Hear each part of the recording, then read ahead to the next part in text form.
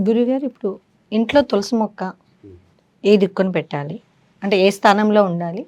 అలాగే పూజా విధానం ఎలా చేయాలి? తులసి మొక్క అనేది ముందుగా మనం పూర్వకాలంలో గానీ, ఎప్పుడైనా సరే ఇంట్లో బయట ఆవరణలు ఉండేవి. ఆవరణ హ్మ్. అంటే దొడ్లు, పెరడులో హ్మ్. ఉండేవి. మనం తులసి అంటేనే అమ్మవారి రూపంగా భావన చెందుతాం. హ్మ్. తులసి మాతని. అవును. ఆ తులసి మాత కనకి దాని దళము తీసి ఈశ్వరుడికి గాని, పరమాత్ముడికి అలాగే విష్ణుమూర్తి వారికి పెడితే చాలా సంతుష్టుడవుతారాయన. హ్మ్. విష్ణుకి తులసి ప్రీతి కాబట్టి. అదే విధంగా మనం ఇంట్లోకి వెళ్ళగానే మనం ఏదైతే గుమ్మ అనుకుంటుందో, గుమ్మాల యొక్క వరస చూసుకొని చివరికి గుమ్మం చివరలో ఉండేది పెరట్లో. హ్మ్. ఆ పెరట్లో పెట్టుకొని చక్కగా ఉదయాన్నే లేచి కాలకృత్యాలు తీర్చుకొని స్త్రీ చక్కగా ఆ అమ్మవారుగా భావన చెంది కాడకి చక్కగా పసుపు రాసి కుంకుమ పెట్టి దీపారాధన చేసుకుని నీళ్లు పోసుకుని ఆ అమ్మవారిని 11 సార్లు స్తుతిచ్చి హ్మ్. తులసిమాత ఆయన మహాను కూడా అనొచ్చు. ఏ దోషము లేదు. చక్కగా వెళ్ళి ఆ నీళ్ళను జరుపుకుంటే చాలా ఆనందదాయకం. ముందుగా ఆ ఇల్లు చక్కగా అత్యంత పవిత్రమైనటువంటి చోటు. ఎందుకంటే తులసి లేని ఇంట్లో వెళ్ళేవాడు కూడా కాదు హ్మ్. పూర్వకాలంలో. హ్మ్. ఎందుకంటే అత్యంత ప్రాముఖ్యమైనటువంటి విషయం తులసి.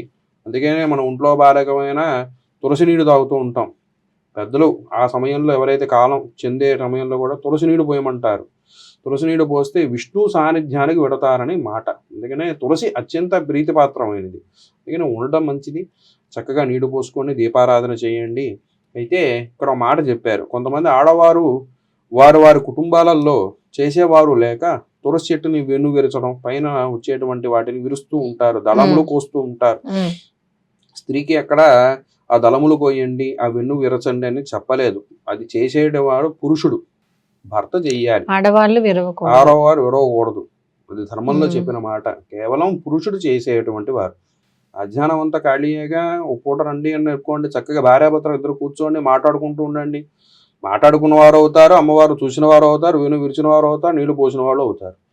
అన్ని పనులు జరుగుతాయి. కాబట్టి ఆ తులసిని వెన్ను విరచడం చక్కగా మళ్ళీ మొదల్లో వేసుకోండి. మళ్ళీ తులసి పొరుస్తూ ఉంటుంది. అందుకని దళములు చక్కగా అయితే ఇక్కడ తులసి చెప్పారు కదా అని చెప్పి మనం ఏదైతే రోజు అర్చన చేస్తామో ఆ దళాల్ని విడవకూడదు మళ్ళా. హ్మ్. తులసిని అర్చన చేసేటువంటి దళాలు ఉంటాయి. ఏదైతే రోజు నీళ్లు పోస్తున్నామో, అక్కడ దీపారాధన పెడుతున్నామో, పటి బెల్లం పెట్టేవాళ్ళు ఉన్నారు, అరటిపండు నైవేద్యం పెట్టుకున్నారు, కాస్త ముగ్గేసుకుని పూజ చేసేవాళ్ళు ఉన్నారు. అలాగే అక్కడే కూర్చుని విష్ణు స్మరణ చేసుకునేవారు ఉంటారు.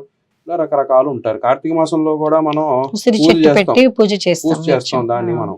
అందుకని ఆ సమయంలో గాని ఎప్పుడైనా విష్ణు ప్రార్థనగా తీసుకుంటూ హ్మ్. ఉంటాం. హ్మ్. అందుకని ఆ దళములు పెట్టకూడదు. విడిగా ఇంట్లో వేరే తులసులు ఏవైతే ఉన్నాయో విడిగా కుండీల్లో గనక వస్తే చక్కగా ఆ దళములు తీసుకుని మీ ఇంట్లో ఉన్నటువంటి ఇందాక చెప్పినట్టుగా విష్ణువు పెట్టుకోవచ్చు, పఠానికి పెట్టుకోవచ్చు, లేదా గుళ్ళోకైనా ఇవ్వచ్చు.